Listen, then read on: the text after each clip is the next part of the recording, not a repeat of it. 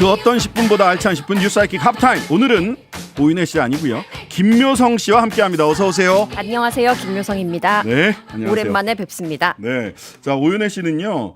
오늘부터 3주간 매주 금요일에는 프리하이킥 오늘도 했거든요. 네. 금요일날 프리하이킥 그리고 20일에는 공개 방송 하는데 인사드리고 그 빈자리는 김묘성 씨가 금요일 매주 3주간 금요일 함께하기로 했습니다. 예스. 프리하이킥 때 김묘성 씨는 어디 가고 거의 없다가 왔냐? 거의 없다. 전에는 풀이 없다. 아니 풀이 없다래. 프리하이킥에서 자유를 달라.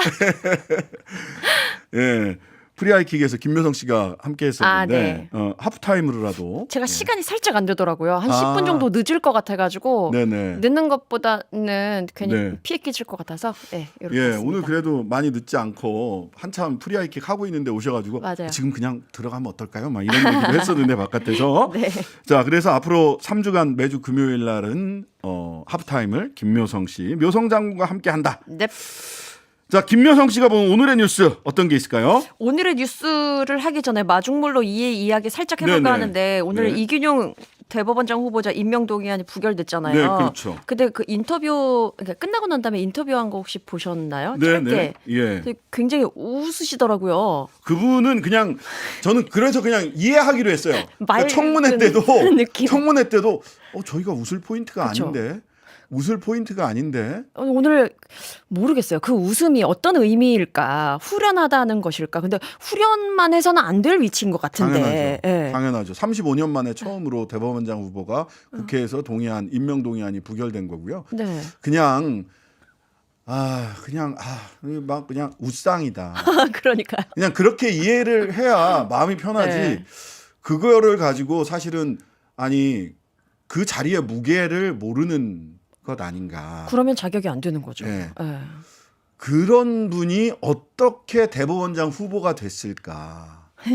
친한 친구의 친한 친구가 그 막중한 자리까지 올라가는데 어떤 역할을 한 것은 아닐까 이런 생각을 하면 화가 나더라고요. 그렇죠. 보는 그냥- 국민은 웃을 수만은 없다. 웃상 이균용으로 저는 기억을 해보려고 노력 중입니다. 웃으면 복이 온다는데 그냥 그거 그냥 배우려고요. 예. 네. 오늘 주제는 네네. 이 사법 신뢰는 누가 흔들고 있나? 라는 정말. 이야기를 좀 심각하게 해보려고 합니다. 네네. 오늘 검찰이 박병곤 판사에 대한 진정 사건을 종결했는데 그 네. 사건이 뭐냐? 노무현 사자명예훼손 혐의로 정진석 국민의힘 의원에게 실형을 내렸던 판사가 바로 박병곤 판사잖아요. 네네. 이 박병곤 판사에 대해서 이 한 보수 언론 매체가 박병곤 판사의 과거의 블로그 글을 문제 삼았었죠. 그래서 네. 이게 국가보안법 위반 혐의가 적용되는 거 아니냐라면서 조사를 해달라라고 네. 진정서를 냈었는데 요게 지금 건수가 안 된다면서 좀 종결 처리를 한 거죠. 네네. 진정 사건 종결했는데 네. 예. 그 공람 종결이라고 하는 공람 종결. 예, 이렇게 얘기가 될 텐데 네. 그것뿐만 아니라 사실은 네. 또 하나 있잖아요. 그쵸, 이거 그쵸. 이제 정진석 사자 명예훼손 정진석 의원이 이거 한 5년, 6년 걸렸나? 하여튼 굉장히 오랜 동안 걸려서 노무현 전 대통령에 대한 맞아요. 사자 명예훼손 뭐 부부싸움을 하고 나갔다 어쩌고 저쩌고 뭐 이런 등등의 이야기들을 막 해서 SNS에 올려가지고 근데 그 굉장히 긴 기간이 걸렸고 네. 그동안에 뭐 불이익을 받은 바도 없고 뭐 기타 등등 뭐 반성한 바도 없고 뭐 기타 등등 해가지고 했는데 이런 판결을 내렸다고 해서 징계를 받도록 해야 된다라고 했고요. 네. 그다음에 이것도 갖고 오셨을 것 같은데 유창은 판사 그죠? 그렇죠. 갖고 왔죠. 예. 이 또 다른 판사 징계를 청구당하고 검찰에 고발까지 당했는데 누구냐? 바로 이재명 민주당 대표 구속영장을 심사했던 그래서 기각을 내렸던 유창훈 판사는 이 기각한 배경을 두고 피의자의 영향력 행사 가능성을 따져서 영장 발부 결정을 하도록 한 그 규정한 대법원 예규를 위반한 것이다. 그렇기 때문에 이것은 직무상 의무를 위반한 것이다. 직권 남용에 해당한다라면서 검찰에 고발을 했다라는 거예요. 법관은요 어떻게 되어 있냐면 법관은 법률과 양심에 따라서 이 양심은 개인의 양심이 아니라 법관으로서의 직업적 양심입니다. 네. 법관으로서의 직업적 양심과 법률에 따라서 판결하고 결정하도록 되어 있습니다. 이것을 어겼느냐 그리고 법관의 법률과 양심은 굉장히 재량의 범위가 넓게 인정되고 있습니다. 변호사들도 지나치게 넓은 거 아니야? 라고 생각할 정도로 넓게 인정이 돼요. 하지만 또 그게 인정이 안 되면 판사는 너무 많은 눈치를 봐야 되기 때문에 그런 부분들을 제도로 보장해주고 있는 거거든요. 그런데 자유대한 호국단이 직권남용에 해당한다라고 하면서 대검찰청에 4일날 그제네요. 네. 고발을 했단 말이죠. 자 그런데 저는 이분들 뭘 수 있냐면은요. 이거 무고죄에 해당하실 수 있다는 점도 잘 고려하셔야 돼요. 대한호국단 즉 유창훈 판사에 대한 무고일 수 있습니다. 그래 그런 거를 생각 안 하고 진행을 했을까요? 생각 안 하고 진행을 할 수 있는 게 있겠죠. 뭔가 왜냐하면 내가 처벌될 일은 없을 것이다 라고 하는 생각을 할 수 있어요. 그걸 전형적으로 그런 사고방식 집단적으로 사고방식을 가지고 있는 분들은 검사들입니다.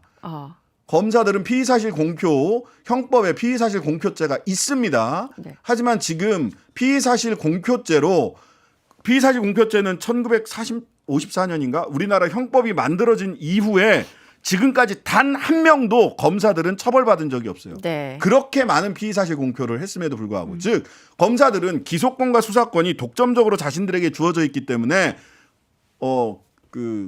기소되지 않고 고발이 아무리 된다 한들 기소되지 않고 처벌받지 않는다. 그렇다면 죄가 없다라고 하는 사고방식을 갖고 있는데 혹시 자유대한 호국단이 그런 사고방식을 가지고 있는 검찰이 자신의 편이기 때문에 결코 나는 무고죄로 처벌받지 않을 것이다 라고 하는 생각을 한 것은 아닐까. 즉 진정 정도면 여기도 무고의 소지가 있기는 있어요. 네. 왜냐하면 불이익 처분을 받을 수 있도록 하는 것이기 때문에. 근데 진정 정도면 무고죄까지 가지 않을 수도 있습니다. 징계위원회에 회부한다든지 뭐 이러면 몰라도. 그리고 고소고발을 함으로써 어느 정도 위축되는 효과를 줄 수도 있지 않을까라는 기대? 예, 그런 거기 때문에 이게 결과적으로 이제 판사들 이런 식으로 해서 뭐 길들이게 하려고 하는 게 아니냐, 위축 효과를 주려고 하는 게 아니냐. 법률에서는 칠링 이펙트라고 얘기를 하는데 칠링 이펙트를 주려고 하는 거 아니냐라는 게 하나가 있는데 먼저 납작 엎드리게.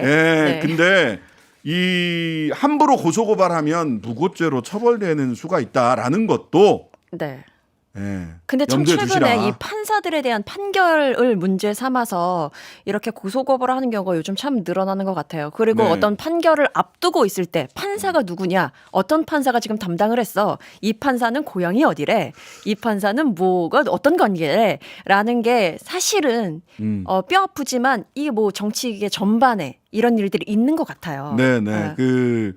이런 불신이 계속해서 사법부를 흔들고 있고 근데 저는 또 다른 측면에서 보자면 사법부 역시 그러한 불신을 자초했죠.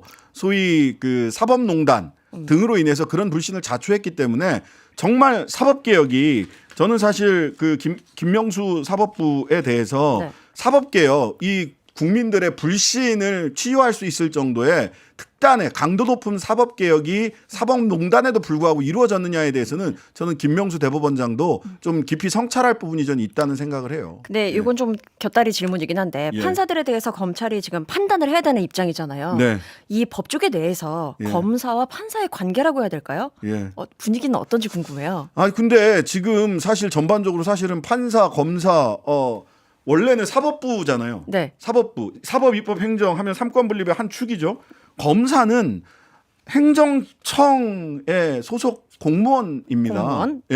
따라서 헌법적 원리로 보자면은 이쪽은 대등할 수가 없어요. 오죽했으면 프랑스 같은 경우는요, 검찰청이 법원 산하에 있습니다. 사법부에. 그래서 저는 사실은 우리가 헌법을 개정한다라고 하면 이 부분도 검찰청이 어디에 속해야 되는가, 감사원은 어디에 속해야 되는가. 미국에서는 감사원은 의회 소속이에요. 검찰은 프랑스에서 법원 소속이고요. 이런 상상력을 발휘할 필요가 있어요. 감히 사법행정, 입법사법행정에 대등한 것처럼 검찰이 하고 있죠. 그 심지어는 건물도요. 어디 가보세요. 법원 옆에 검찰청 층수 똑같이 올립니다. 층수가 모자라잖아요. 그럼 그 위에다가 뭘 하나 더 떼서라도 층수를 아이고. 높이를 같이 맞추려고 해요. 저는 이거 되게- 검찰이 일개행정청이 사법부한테 그렇게 하는 것 자체가 말이 안 된다라고 생각을 해요, 사실. 되게 유치하네요. 그래요. 근데 가보세요. 똑같아, 층수가. 아, 요거 그래서 어떻게 될지 좀 궁금하더라고요. 지금 네네. 직권남용에 해당한다라면서 검찰에 고발된 상황인데 유창훈 판사에 대해서는 또 어떤 결과가 나올지. 법률적으로는 네. 다른 이유가 없다면 저는 이거는 기각될 거라고 보이긴 합니다. 아, 그리고 네. 앞서 말씀드렸던 그 박병곤 판사 있잖아요. 박병곤 판사는 그 국가보안법 위반 혐의 별개로 또 보수성향 시민단체에서 국가공무원법 위반 그리고 직무유기 혐의로 고발을 또 해서 요거는 경찰로 이첩했다. 무고죄 검토 대상입니다. 지켜보겠습니다. 네, 3부에서는 김행청문회, 이균영 부결 등 현안에 대해 장해찬 국민의힘 최고위원의 입장 들어보겠습니다. 오늘 하프타임은 여기까지. 어머 빨리 끝났네요. 감사합니다. 다음 주 안녕히 금요일 날 계세요. 봬요. 네. 하루 종일 기다려지는 진짜 시사. 평일 저녁 6시 5분 신장식의 뉴스 하이킥.